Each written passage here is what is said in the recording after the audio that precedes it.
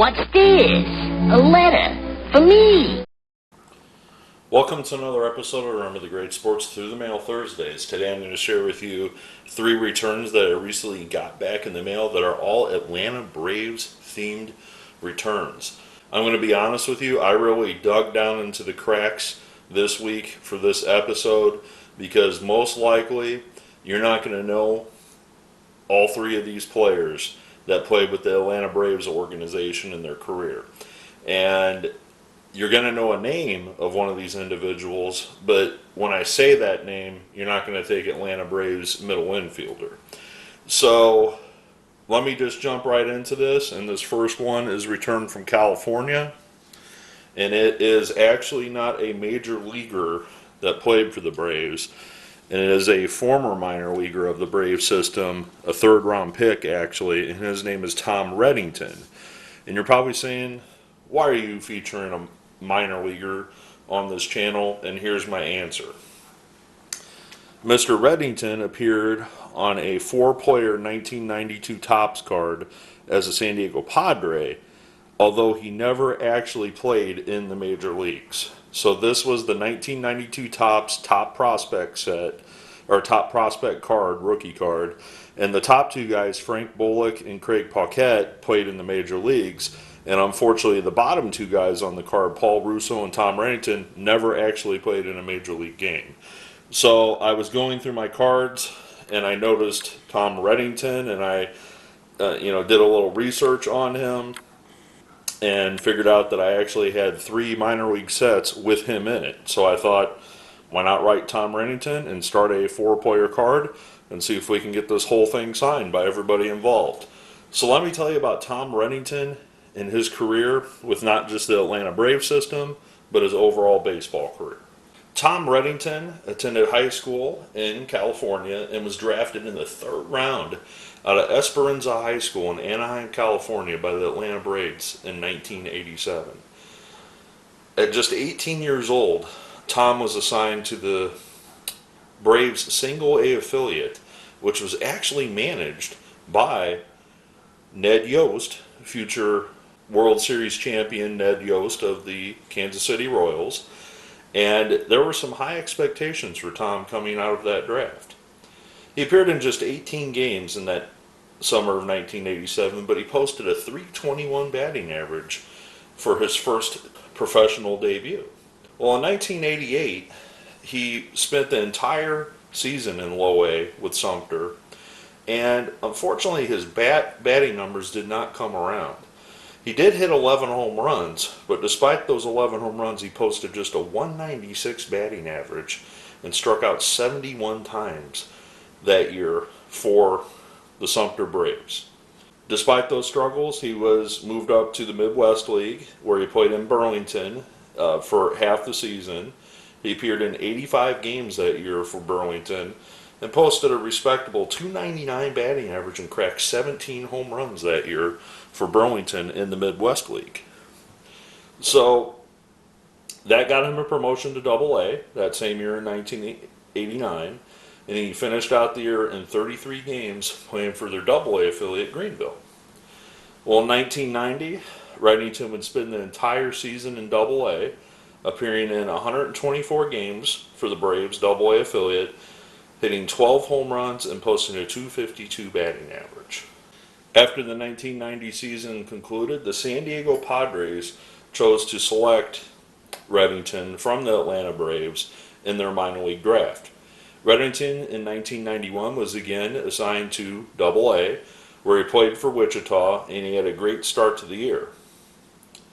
Redington wound up batting .284 for Wichita, and then he moved, and despite posting the solid year in Double-A for the Padres, which would have got him this card, I'm assuming, because they were assuming that he had a solid year in Double-A, the next year he would probably get a call to the major leagues. The call never happened. Instead, he then moved to the White Sox organization, and he found himself again in 1992 playing for the White Sox Double-A affiliate in Birmingham. He went back the following year in 1993 with the White Sox. However, the White Sox chose to release him in the spring of 1993 from his contract. After being released from the White Sox, Redington did not play the entire year in 1993.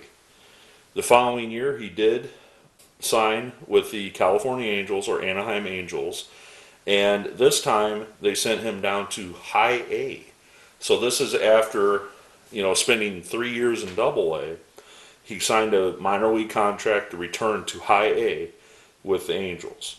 He found his form, batting .296 and hitting 13 home runs as a 25-year-old playing in High A for the California Angels. Obviously, the season was strike shortened, so in 1995, Redington was gearing up to be one of those replacement players, one of those big bad replacement players that they always talk about during the strike between 94 and 95. After the strike ended and Redington never actually became a replacement player, the Angels held on to him for another year, again assigning him to High A.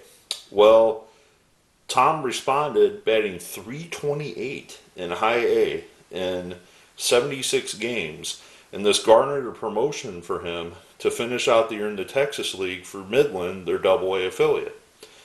Well, despite not being able to get over that hump of Double A, Tom decided at the age of 26 years old, after the Angels season ended, he would no longer play in baseball again. So at the age of 26, Tom Redington hung up the cleats as a player and moved back to California and moved on with his life. One of the things I was able to find about Mr. Redington is that he has been an instructor and player development type of person for Little League teams for a organization based in California. I'm not really sure if he's still doing that or not, but that still has him involved in the game, the game that he loves, teaching youngsters about playing baseball and kind of going on the road with them and, doing the tournaments and all that stuff in youth baseball like they do nowadays. So now, to wrap this part up on Mr. Redington, like I said, the only reason I really decided to write him was because of this card. This is one of those project cards that I want to be able to share with you as you see the progression of me getting this card signed. All four of these guys I've seen signed through the mail. I have actually gotten Paquette and Bullock to sign for me through the mail. I just never thought to include this card. So we're going to start this, and we'll see if we get a couple more autographs from the rest of these guys on this card, and let's move on to the next person. Alright, so this next individual is a former Atlanta Brave, and this individual only played in a handful of games at the major league level. It took this person till his age of 29 years old to finally get his shot at Major League Baseball. I'm talking about a return from former Atlanta Braves pitcher Cliff Speck on 4 of 4. And these are considered his rookie cards because this was the only season that he played in Major League Baseball. So let me tell you about Cliff Speck and his long road to Major League Baseball. Speck, an Oregon native, was originally drafted by the New York Mets in the first round of the 1974 draft with the 17th pick overall. It took Speck 12 years in the minor leagues to finally make his major league debut, and we're going to talk about that. After signing right out of high school, Speck, at 17 years old, found himself in the New York Mets rookie ball affiliate in 1974. The 17-year-old started 13 games that year for the Mets rookie ball affiliate, posting a .296 ERA and splitting his record with 4 wins and 4 losses. Speck would be moved up in 1975 to A-ball, and he would find struggles at A-ball. He would remain in the Mets single-A affiliate through 1977. After the 1977 season concluded, Speck was released in spring training of 1978. Speck then signed that same year in 1978, a few weeks later, with the Philadelphia Phillies. Speck would spend that first year in 1978 posting a 7-4 record in 29 games and a 3.15 ERA for the Phillies single-A affiliate. The Phillies would move him up to Double-A the following year, and then he would eventually make his AAA debut in 1980 for the Philadelphia Phillies. After his time with the Phillies, the 23-year-old signed with the Baltimore Orioles. Speck would spend parts of the next 3 seasons pitching in Baltimore's AAA affiliate. After the 1983 season, and still no call-ups to the major leagues, Speck would sign as a minor league free agent with the Chicago White Sox. He would spend 2 seasons in the Chicago White Sox AAA affiliate, and after the 1985 season, he would sign with the Atlanta Braves. The Atlanta Braves in 1986 assigned Speck to their AAA affiliate.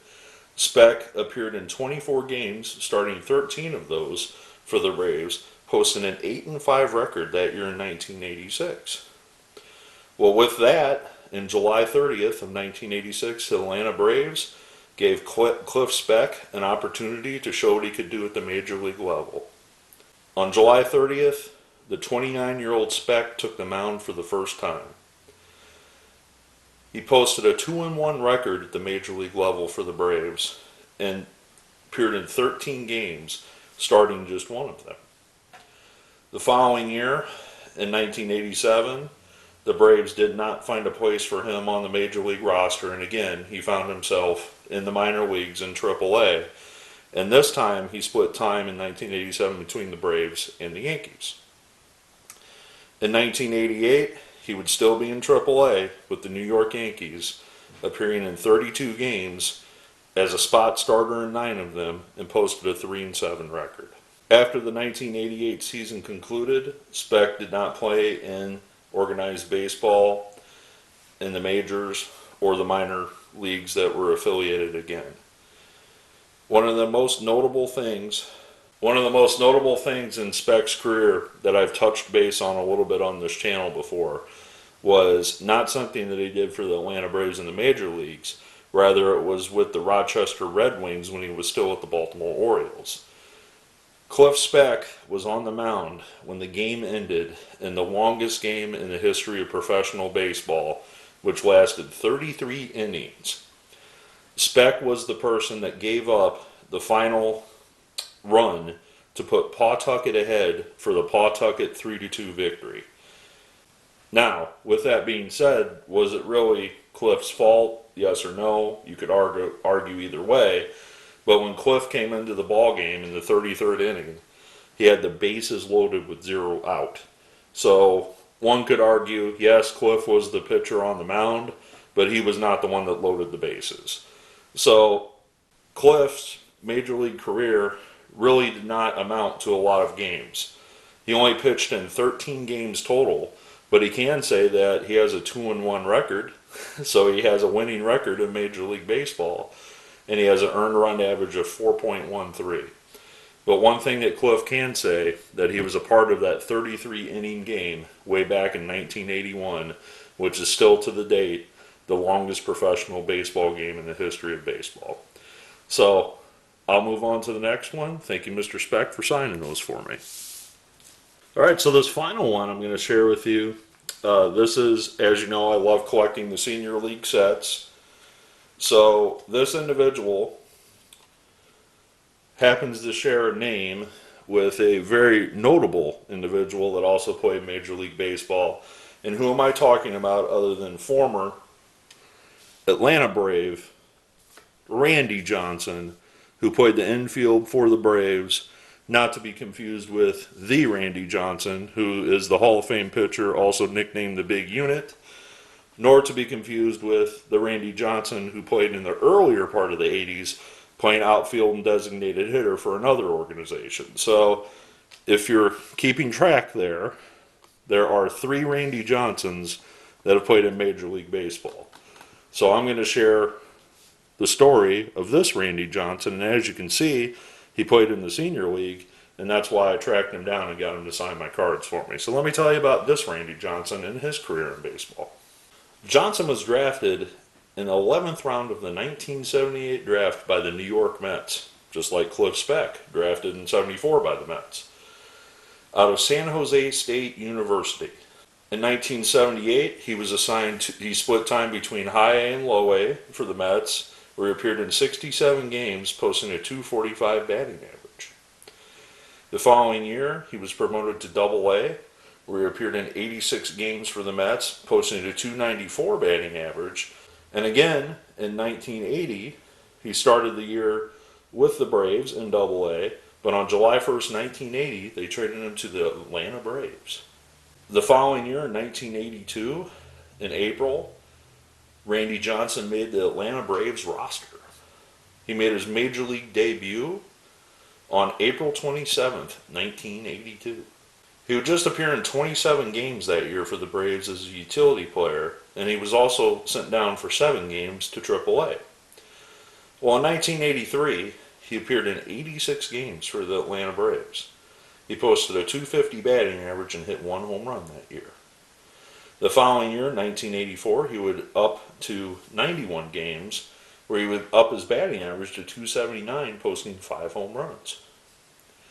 The following year, in 1985, however, he struggled, and the Braves sent him to Triple-A. He spent almost the entire season in Triple-A, appearing in 122 games, but he posted just a .193 batting average. After his dismal 1985 season, the Braves released Randy Johnson.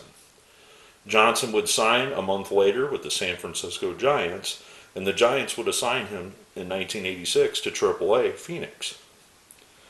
Despite batting .332 with the San Francisco Giants Triple-A affiliate in Phoenix, he did not get a call up to the major leagues that season. I mean, this guy batted .332 in Triple-A and didn't even get a crack at the major leagues. Well, after the 86 season, somewhat being discouraged, he decided to take his talents overseas, and he signed to play with the Hiroshima Toyo Carp that year. He would spend 1987 and 1988 playing for the Carp in Hiroshima, and then would return to the United States. He would then spend 1989 and 1990 playing in the Senior Professional Baseball League, which are those 2 cards down there. And the following year, he would go play for the Australian Baseball League for the Brisbane Bandits in 1991. After 1991, I'm not sure that he was playing anymore, because after that, it says that he worked as a scout while he was playing for the Senior League and for the Australian League. He scouted for the Padres, the Rockies, the Tigers, and worked for the A's as a special assistant to the team's general manager, Billy Beane, from 2003 to 2010. In February of 2010, he was named the Padres minor league field coordinator, a job that he held until 2015. According to his Wikipedia page, he is now a scout with the Detroit Tigers. So, like I said, I know you know the name Randy Johnson if you're a baseball fan, but not this Randy Johnson. So I want to thank Mr. Johnson for signing my Senior League cards. Always nice to add a couple more of those to the collection. I want to thank Mr. Speck for signing his cards as well. Mr. Speck doesn't have a whole lot of cards out there because the guy only played a total of 13 games in the major leagues his entire career. I also want to thank Mr. Redington for signing my Braves minor league cards and also starting this new 4-player card for me as well. I hope to, like I said, get this 4-player card signed by most of the other players, and hopefully I'll be sharing those in the future. Like I said, I've gotten Bullock and Paquette before, so stay tuned for future episodes. I hope you really enjoyed this one, as I really, like I said, found these guys really down in the cracks of baseball lore to share them with you. That's what this channel is all about. Sharing and remembering the greats, no matter if you played in 13 games, 0 games, or share a name with a Hall of Famer. I look forward to your comments below, and as always, happy collecting.